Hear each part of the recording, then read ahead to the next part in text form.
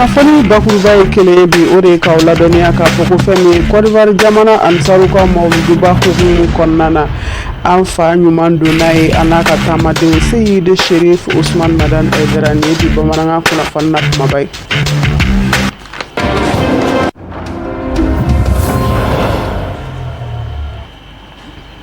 Foli ani waleɲumandɔn o bɛ ka taa bɛɛ lajɛlen ma ni waati in na an balima bamanankan mɛnnaw Mali kɔnɔ ani Mali kɔ kan an b'a jira aw la k'a fɔ ko nin bamanankan kunnafoni wagati selen wɔɔrɔ bɛna kɛ minnu kɔnɔ kumaw la aw ye Mali kɔnɔ ani a kɔkan kibaruyaw olu de don an b'a fɔ ko ni kuma sera aw dangana i n'a fɔ an tun y'aw tulo la sɔn bakuruba kunnafoniw na cogoya min na k'a fɔ fɛn min ye Côte d'Ivoire jamana silamɛya dɛmɛtɔn Ansaru olu ka mawuluduba hukumu kɔnɔna na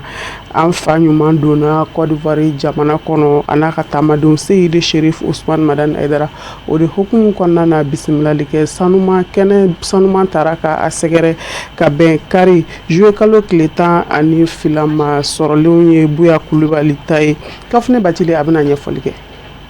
Avion Air Côte d'Ivoire HF 713 ayi kaman wili Mali jamana kono pangurunjigi kɛnɛba la aéroport international Modibo Keita ka bɛni kari don juillet kalo tile 12 ye nɛgɛ kanɲɛ 10 gosilen ka tɛmɛ ni sanga 40 a kɔnɔ alisilamɛya dɛmɛtɔn Ansaru ɲɛjɔyɔrɔ Mali silamɛtɔn Haut Conseil islamique du Mali ma ɲɛma Mali silamɛ diinɛ ɲɛmɔgɔw ka fara ɲɔgɔn kan jɛkuluba groupement des leaders spirituels musulmans du Mali ma ɲɛma an fana karamɔgɔ Seyid Cherif Ousmane Madane Aidara a kɛrɛfɛ an ba Madame Haidara tanti Alima Dagamaisa a ka denbaya a n'a taamaɲɛw u kun datɔ don Côte d'Ivoire jamana kan ka bɛn ni o don kelen nɛgɛ kanɲɛ 12 ye midi tile waati panguru y'a nɔngɔn jigin Côte d'Ivoire jamana kan aéroport international Félix Houphouët-Boigny d'Abidjan pangurunjigi kɛnɛba kan o ye zamzamiyu n'a taamaɲɔgɔnw kɛlen ye ka Côte d'Ivoire jamana lasɔrɔ o siratigɛ kan alisilamɛya dɛmɛtɔn Ansaru ɲɛjɔyɔrɔ an fana karamɔgɔ Seyid Cherif Ousmane Madane Aidara n'a taamaɲɔgɔnw u bi se kumana min na Côte d'Ivoire jamana kɔnɔ kunbɛli jama dafara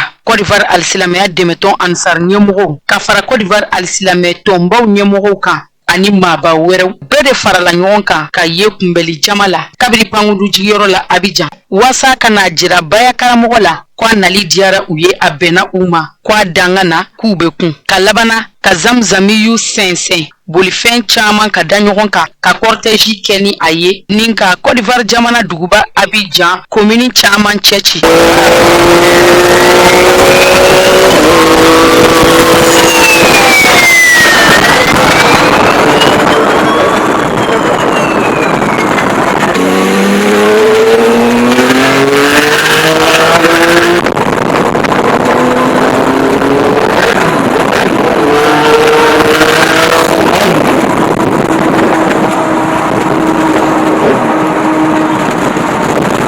kɛra sigida minnu fɛ commune de Port-Boué ka tɛmɛ ni Grand Carrefour de Koumassi ye ka taa nun bɔ Grand Carrefour de Marcory fɛ ka sɔrɔ ka yɛlɛn Marcory échangeur fɛ ka na laban ni Babili pont ye pont Arikonan Bédié péage la tɛmɛnen kɔfɛ cortège y'i sɛnsɛn ni wulibali n'a ka jama ye ka don Cocody Riviera kɔnɔ u tɛmɛna Cocody Engrais fɛ sanu ka se ni dunanba nɔrɔtigi ye a dagayɔrɔ la Riviera 3 sekɛlen kumana min na Shirifukɛ dagayɔrɔ la Riviera 3 alisilamɛya dɛmɛtɔn Ansaru ɲɛjɔyɔrɔ an fana karamɔgɔ Seyid Cherif Ousmane Madane Aidara a bisimilara bonya ani karama kɔnɔ ani nisɔndiya ni farifoni Ansaru ani kanuɲɔgɔn kun kɛnbɛ ka yen fana fa waleɲumandɔ foli ni bonyamasegin foli ani bisimilaliw kɛra alisilamɛya dɛmɛtɔn Ansaru ɲɛjɔyɔrɔ an fana karamɔgɔ Seyid Cherif Ousmane Madane Aidara yɛrɛ kɔrɔfɔta ka foli kɔma segin ka dugawu don kɛ nabaga kelen-kelen na bɛɛ lajɛlen ye k'an bɛɛ ka sɔrɔ ka da ɲɔgɔn ye ka sɛngɛlafiɲɛw kɛ sanganin kɔnɔ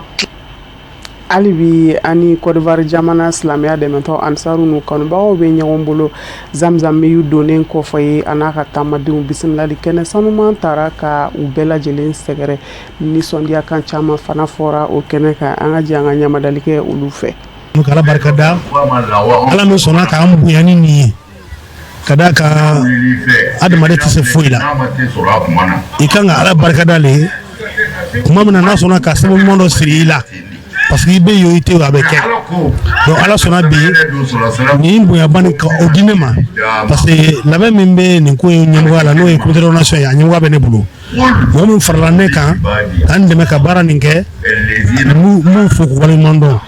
ka Côte d'Ivoire ansari cɛman musoman bɛɛ lajɛlen fo ka silamɛ bɛɛ lajɛlen fo ka da ka mɔgɔ kelen se ka foyi kɛ an bɛ Ala tanu an dɛmɛbaa bɛɛ lajɛlen ka bɛɛ lajɛlen tanu an karamɔgɔ nana an ka wele la a bɛ nana mawulu bɛ kɛ an fɛ yan nɔ o min labɛnnen don ka le 25 juillet kɔnɔ o kɔnɔ kɔfɛ n'an bɔra le 25 juillet la an bɛ taa yɔrɔ caman Côte d'Ivoire la a ka se ka wajulu kɛ cogo min na karamɔgɔ Haidara ka kuma ye nɔrɔ le ye a bɛ dusukun nɔrɔ a bɛ taa fan ɲuman yira mɔgɔw la ni Ala sɔnna k'anw ka a dɛmɛbagaw ye an bɛ Ala barikada bi an bɛ palais de sport la très civil Ala sɔnna k'i muɲu an ye an bɛ samiyɛ na sanji mana a man ka baara tiɲɛ an bɛ Ala fo k'Ala barikada ka ɲini Ala fɛ a nana jamana min kɔnɔ n'o ye Côte d'Ivoire jamana ye yan ye dunanci yɔrɔ de ye kabini lawale fo bi ali bi bɛn ni kelenya ka sabati kɔnɔ jamana kɔnɔ bɛn ni kelenya Ala ka sabati silamɛw ni mɔgɔ wɛrɛw cɛ Côte d'Ivoire ni farafinna tilebin fan fɛ ale min ye an ka ɲɛsin fan ye sini kɛnɛ Ala ka sabati an n'a ye a ka denbaya na Ala ka denbaya Ala ka sini kɛnɛ sabati aw ye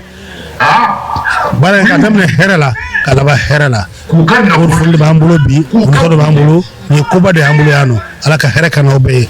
minnu fana ye nin ja in pakɛ ka taa fɛ n'o ye Serifa télévision ni an ka journaliste bɛɛ lajɛlen ye Ala ka hɛrɛ k'an ye baara daminɛ hɛrɛ la Ala k'a laban hɛrɛ la Ala k'o kɛ ni kira hɔrɔma ye an bɛ baara min na nin ye thème dɔ b'a la le thème de la tournée c'est la ikra fi din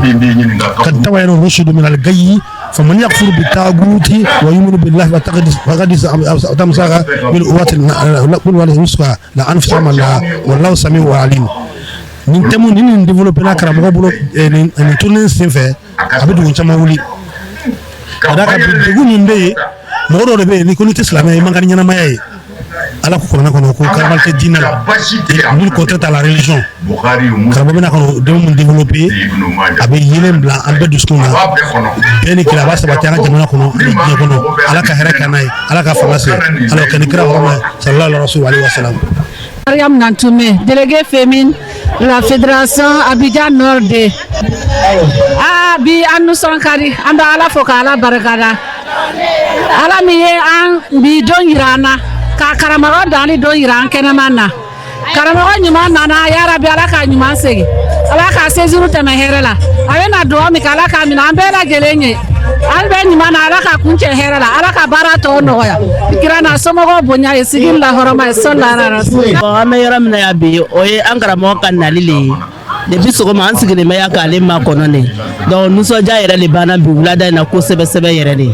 voilà an ma danse foyi de sɔrɔ la wulada in na an b'a fɔ karamɔgɔ ma k'a danse a n'a ka délégation bɛɛ lajɛlen fɛn min b'aw natɔ sɔrɔ aw ka n'u segintɔ sɔrɔ k'an sigi hɛrɛ la ka wuli kɛ hɛrɛ la ka wajuru dɔw yira an na tila n'a somɔgɔw bonya kama sɔli rasuli wa salamu aleykum rahmatulahi taala barakatu. Il faut dire que bi ye an bolo nisɔndiyaba ye sabu ka d'a kan kabini waati jan an ŋɛɲɛ tun ye karamɔgɔ bɛ na ka na mawuludi kɛ an fɛ yan donc weleli bureau national ye weleli lasa ma karamɔgɔ ye an ka welekan jaabi alhamdulillah o la an bɔra bi ka na a bisimila ka na a tari tari ka na an ka nisɔndiya yira a la voilà sabu ka d'a kan ale ye ni an cɛ ma a bɛ kɛ an ma énergie kura ye a bɛ fanga kura di an ma an ka baara yɛrɛ tagacogo la a bɛ kɛ sababu ye fana ni laɲini yɛrɛ ye min ye n'o ye diinɛ ka se ka kɛ a kɛcogo ɲuman na ayiwa mɔgɔ ka se ka kanda sɔrɔ kanda sira ɲuman na et puis fana ni waati dɔw la mɔgɔ n'i bɛ taama ni giriw na tuma dɔ la min y'i bila sira kan n'i y'a ye a bɛ fanga a bɛ kɛ komi a bɛ nin kura don i ka baara la donc o la don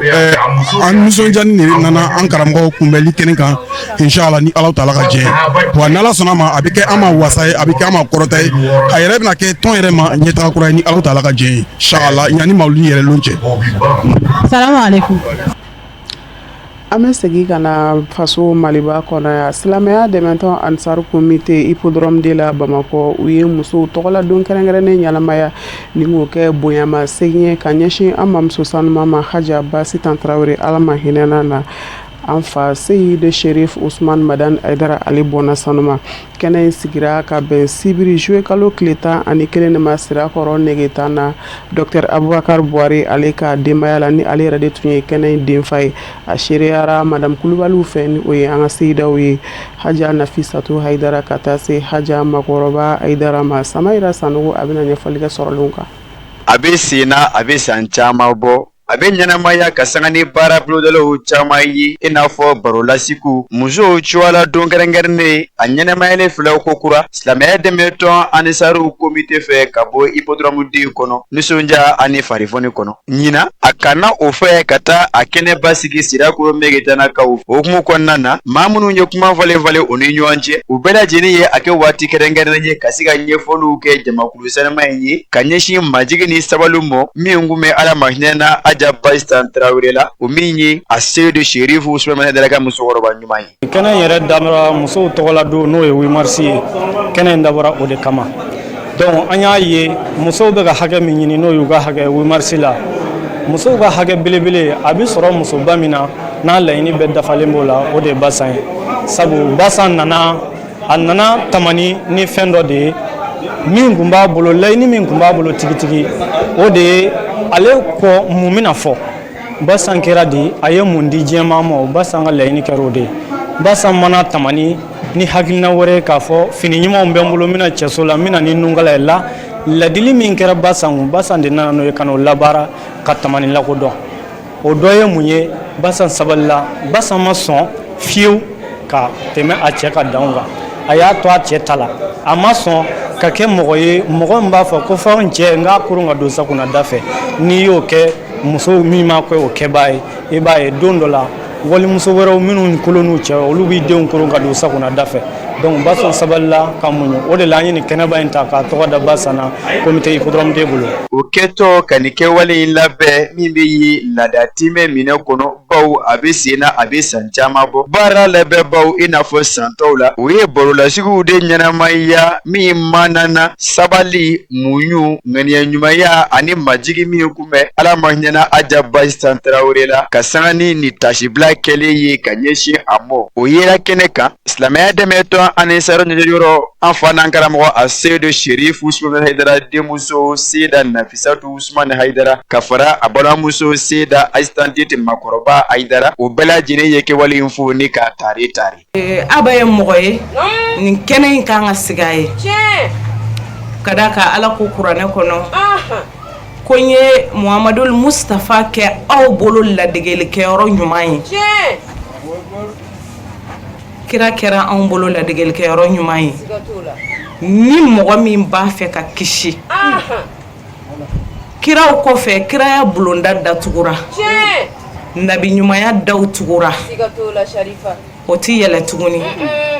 nga ala bɛ ciliw kɛ ala bɛ jɔnw kɛ ka ɲɔgɔn waju anw mamuso ye o mɔgɔ dɔ ye ala y'ale bila ka na k'a kɛ ladegelikɛyɔrɔ ye musoba bɛɛ ye a ka di an bɛɛ ye ka kɛ aba ɲɔgɔn ye k'a ka sabaliw sɔrɔ k'a ka muɲu sɔrɔ ala y'a garijɛgɛ fɛn barikama min fana na k'o fɛnɛ sɔrɔ o ka di anw musow bɛɛ ye ni fɛn min ka di ye i b'a ladege hali ni ma se ka k'a ye a ka ca ala fɛ ala ka dɛmɛ b'i sɔrɔ sira la an nisɔndiyalen don bi danti nisɔndiya min na parce que ni diɲɛ muso bɛɛ ye nin faamuya ɲɛnamaya lafiya bɛ na ni musow ɲɛna ka ban tɔɔrɔ tɛ yen musow de bɛ se ka du dilan musow de bɛ se ka dugu dilan musow de bɛ se ka jamana jɔ musow de bɛ se ka diɲɛ yɛrɛ jɔ a ɲuman mais ni muso tiɲɛna a kuma ka ca dɛ bon ni diɲɛ musow ye nin faamuya ka abata ka to ka kɛnɛ sigi ni a ye a ka ɲɛfɔ a ye minnu kɛ a ka furu kɔnɔna la a ye minnu kɛ hinɛ la walidenw na ka sɔrɔ hali a kun ma dɔ sɔrɔ fɔlɔ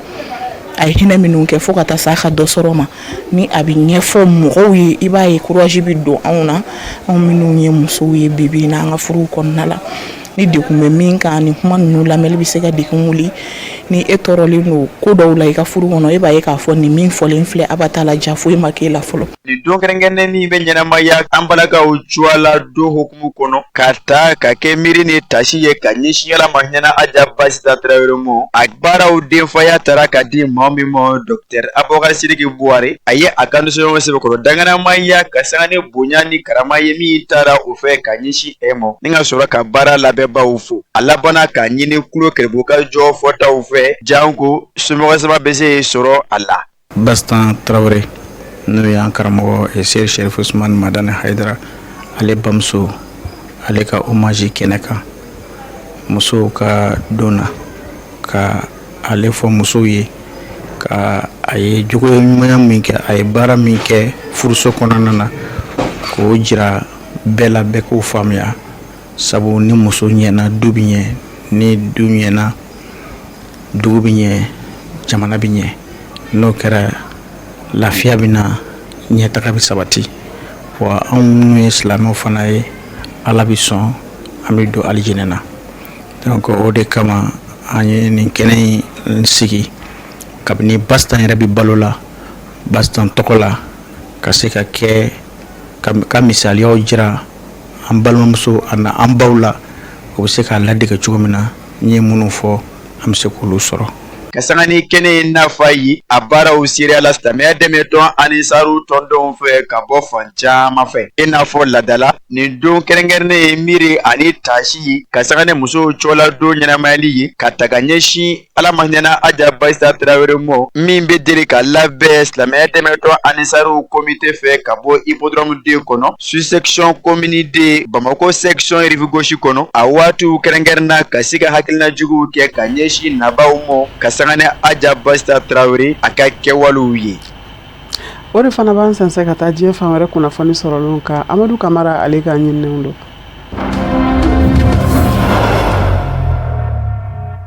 Nigeriakaw fɛ yen nɔ Nigeria jamana kɔnɔ denmasa minnu n'u ka denmisɛnninw tun jasolen bɛ jatigɛwale kɛbaaw fɛ Nigeria bala n'o ye Etat d'Union n'ale bɛ Nigeria kaɲɛ bɛɛ lajɛlen na Nigeria jamana kɔnɔ.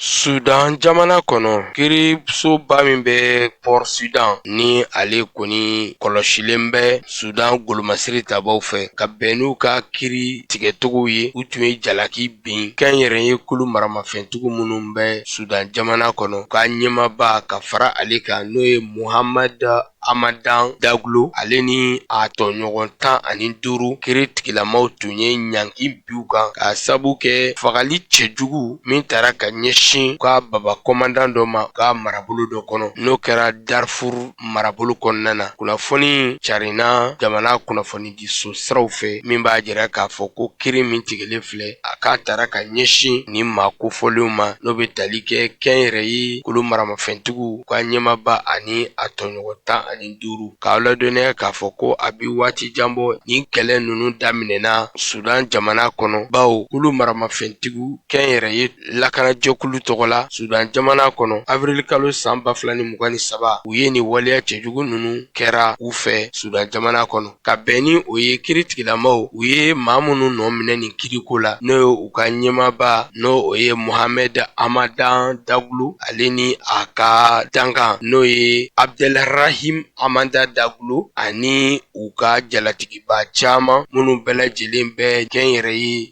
lakanali jɛkulu kɔnɔna na Sudan jamana kɔnɔ ka bɔ Darfur fanfɛlaw fɛ kuma ni kuma ka wulikajɔw bɛ ta ka ɲɛsin wɔrɔ kofɔlen ninnu ma min senfɛ u ye dankari kɛ Darfur baba komandanba n'o y'a gouverneur ba ye n'o ye Kamis Abakari ye juin kalo san 2023 kumaw a kɛra o ni golomasiri tabaw ka munugu maɲaka kɛwale dɔ senfɛ Sudan jamana kɔnɔ kɛrɛnkɛrɛnnenya la u ka dugu min bɛ yen n'o ye El Jenena ye n'o nin wɔrɔ kofɔlen maraboloba ye Kamis Abakar n'ale bɔnɛna a nin na ni waleya cɛjugu senfɛ kiritigilamaw Sudan jamana kɔnɔ u ye ɲanginin ta ka ɲɛsin ni maa kofɔlenw ma ka sabu kɛ kɛlen bɛ ka waleya cɛjugu minnu boloda Sudan jamana kɔnɔ ni diɲɛ seleke 4 Nations Unies tɔnba o y'a jira k'a fɔ ko maa 2000 fɔ ka taa se maa 3000 bɔɲɔgɔnko ma olu bɛɛ lajɛlen fara ni waleya cɛjugu in senfɛ Sudan jamana kɔnɔ ka bɛn ni u ka ni munukumaɲaka kɛwalew ye an b'a jira o la k'a fɔ ko kuma ni kuma fɔnkoɲɔgɔnkɔ bi don nin kulu maramafɛn jɛkulu maaw ani Sudan yɛlɛma golomasiri tabaw ni ɲɔgɔn cɛ nin na kɛ a san 4nan ye maa bayirika caman olu bɛɛ lajɛlen bi fa nin waleya ninnu senfɛ wa a bi kɛ sabu ye ka maa miliyɔn caman olu lawuli ka bɔ u sigiyɔrɔw la ka taa bisimila minɛ fan wɛrɛ fɛ diɲɛ seleke 4 Nations Unies tɔnba ka bolofara min ɲɛsinnen bɛ bunahadamadenya lasabatili ma olu ye nin kunnafoni sɛmɛntiya u ka laseli dɔ senfɛ. 「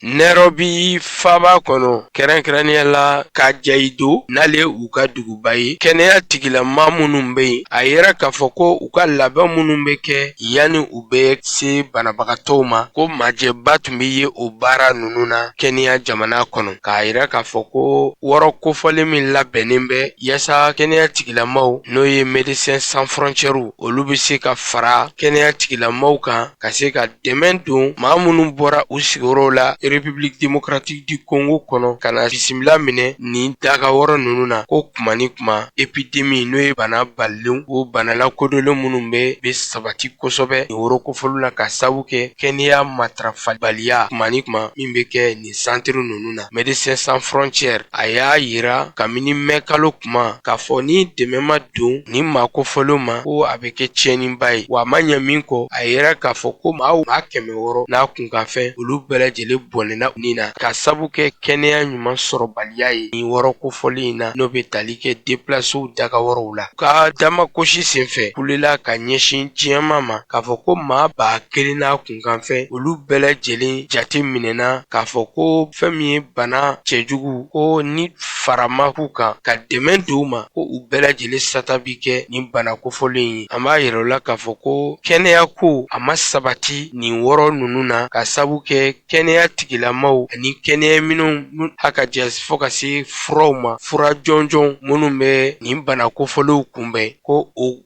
kunnafoni ma sɔrɔ ka di joonana kɛnɛya tigilamaw ma waasa u ka se ka dɛmɛ don nin maa ninnu ma kabini u sigiyɔrɔw la kumana min n'u bɔra u daga wɔrɔw la ka sabu kɛ muɲukumaɲaga kɛwalew u n'a ɲɔgɔnna wɛrɛw ye ka na bisimila minɛ nin santiriba in na ko o de y'a to maa caman bɔnɛna nin na nin wɔrɔ ninnu na Sudan jamana kɔnɔ.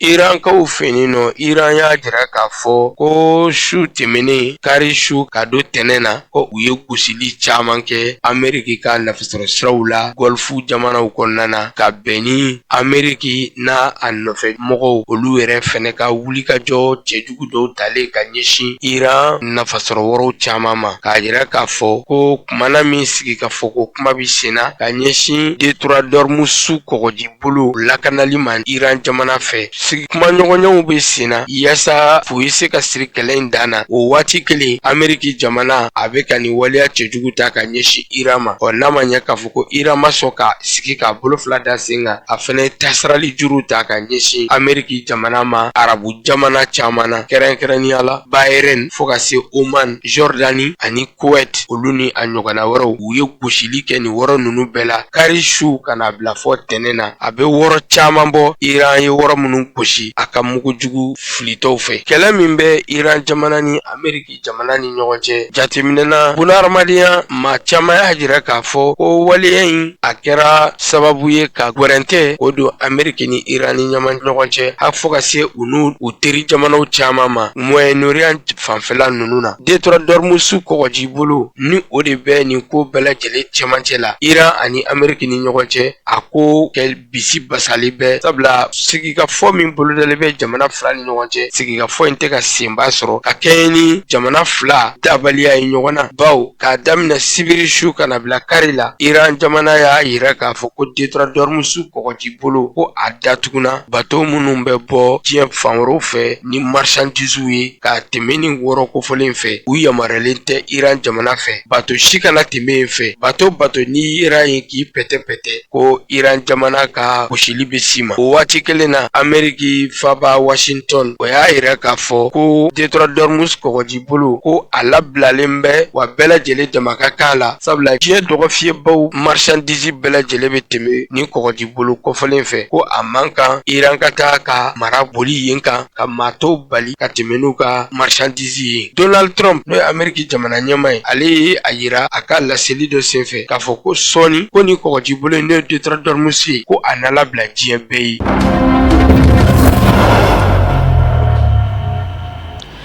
Bi bamanankan kunnafoni bɛ kun cɛ ni farikolo ɲɛnajɛ kunnafoniya ye ni o de ye bololantolanci farafinna tɔgɔ la Mali jamana ye sebaya sɔrɔ Togo jamana kan ni bi tan donni ye Togo jamana la Togo jamana ye 6 don nin kɛra kari juillet kalo tile 12 kabalakaw fɛ Adama Samake bɛna ɲɛfɔli kɛ.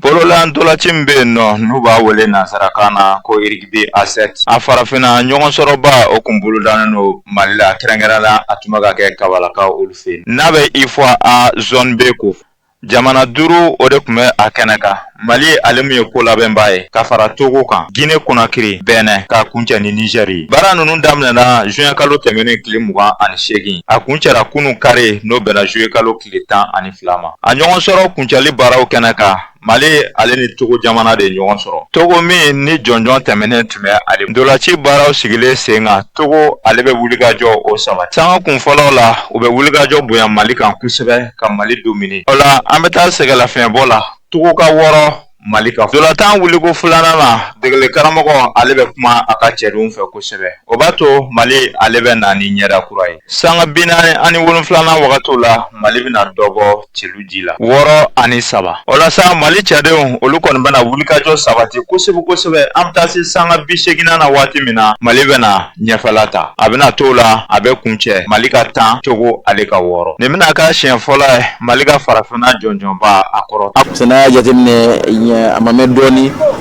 biribi kun jɔlen don mali la nin y'a san 5 ye k'a fɔ ko sisan nin y'a san 2 ye biribi mɔgɔ yɛrɛ y'u tɛgɛ di ɲɔgɔn ma k'a fɔ ko tiɲɛ yɛrɛ la u fo k'u yɛrɛ cɛsiri a la u ka ɲinɛ u yɛrɛ kɔ ka mali ɲɛda lajɛ je pense que o nana ni changement caman ye bi an ɲɛ b'a la alhamdulillah u bɛ ka ni championnat africain organiser u ka ɲɛmɔgɔ africain minnu b'u ka instance africain na ni mondial la olu bɛ yan nɔ u ka président africain fɛnɛ sigilen bɛ yan nɔ président west africain bɛ yan nɔ je pense que u kan ka fɔ o cɛsiri la kosɛbɛ k'a f'u ye ko ni y'a ye ko kɛra cogo o cogo ko gɛlɛyara cogo o cogo ni mɔgɔw kumana n'u y'u sigi ka kuma kɛ k'u tɛgɛ di ɲɔgɔn ma a bɛ na ni ko ɲumanba ye wa a bɛ jamana kunkɔrɔta bi an kɔni nisɔndiyalen don kosɛbɛ parce que an ka jamana kunkɔrɔtalen don